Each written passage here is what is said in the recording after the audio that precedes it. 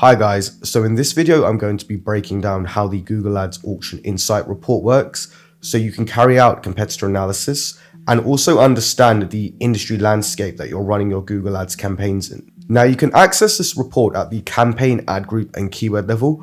I personally run this report at the keyword level because you get more granular insights based upon what keywords you want to get that competitor analysis from. So once you're inside the Auction Insights report, you can adjust this to the relevant time frame you want to view. And Google is going to give you 7 columns, each with very specific information on you and how your business is performing against your competitors. Now, the first column is the URL domain. And this shows you all of the businesses that are bidding in the same auction as you. Now, if you're running search campaigns, this is going to be other businesses that are bidding on the same keywords as you.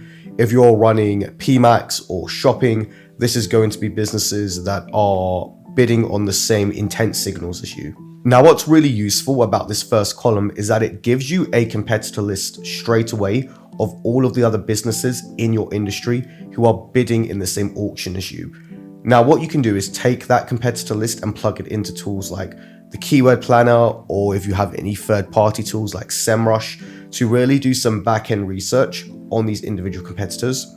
What I like to use this column for as well is to identify any new competitors that are coming into the space. The second column on the Auction Insights report is impression share. And this is arguably one of the most important metrics on the Auctions Insights report. Now, what impression share is the percentage of times your ad was shown compared to the number of times your ad was eligible to be shown. So for example, if your ad was shown 40 out of 100 times, you would have an impression share of 40%. Now, generally speaking, the higher your impression share is, the more visibility your ad has. So what I like to do is use this particular metric to identify who has the most visibility against specific keywords. This can also be a good area to understand what keywords need optimizations, because if a really important keyword has a very low impression share, that could be a signal that you need to optimize your impression share, whether it's due to ad rank or budget, to gain more visibility for that particular search. Now, moving on to the overlap rate. This shows you the percentage of times that your ad was shown at the same time as a competitor's. Now, what's really important about the overlap rate is it's showing you the competitiveness of a keyword.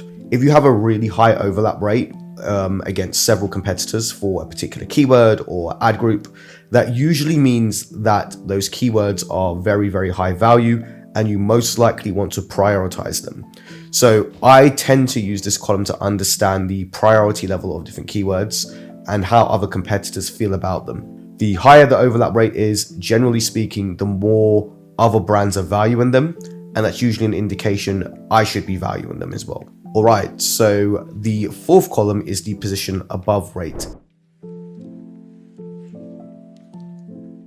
Now, this gives you the percentage of times a competitor's ad showed above your ad. This doesn't mean that they showed in position number 1 or directly above you. It just means their ad showed above your ad. This particular column is really good for gauging any strategic adjustments you might have to make, because if a competitor is consistently showing above you in the auction on Google, that usually is an indication that you have to make some optimizations from your end, because they are probably taking more of the prime real estate ad positions on the Google search page. Okay, so moving on to column number 5, which is the top of page rate. Now, this is the percentage of times that your ad showed above organic results, you and your competitors, I should say. This doesn't necessarily mean your ad was shown in position number 1. It's just the percentage of times that your ad was shown above the organic results on the Google search page. What's really insightful about the top of page results is that it gives you an insight into who is the most dominant in the Google auction.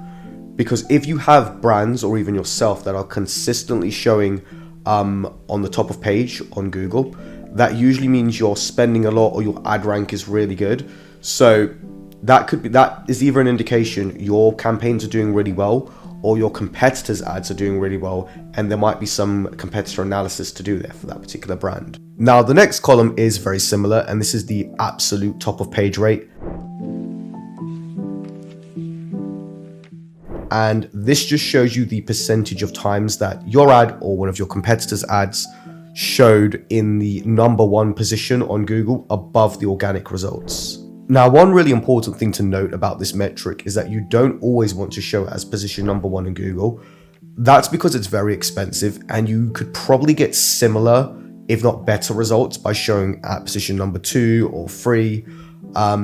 So that's worth bearing in mind. Now, as part of your strategic planning, you would really want your branded keywords to have the highest absolute top of page rate possible, preferably 100%, whereas your service-based and your competitor-based keywords, not so much. You would probably be fine with that only being anywhere between 50 to even 75% of the time showing in position #1. Now onto the 7th and final column, which is Outranking Share. Now, this shows you the percentage of times that your ad showed above a competitor's or their ad did not show at all. Now, what the insights from this column are really showing you is how often your ads are winning against your competitors. What I like to do is use this metric or measure this metric against my core keywords that are bringing in the majority of revenue for my clients, because for these particular keywords, I want them to be showing above our competitors, or I want them to be shown when our competitors aren't, because I know we are driving the most performance from those particular keywords. Now, the way you can really take this data to the next level is by using the segment function, which is going to allow you to split the data by time of day and even device. So what this is going to do is allow you to identify any fluctuations or patterns that you can capitalize on. So for example, I work with a lot of B2B businesses, and one of the things that we identified was that impression share was much lower on the weekends because a lot of competitors, or my clients' competitors rather, turn off their ads or run within a very small ad schedule. So we actually started spending more where it made sense on the weekends because competition was much less and we were able to acquire customers at a much lower CPA. So if you have any questions, feel free to let me know and leave those in the comments and I'll be more than happy to answer.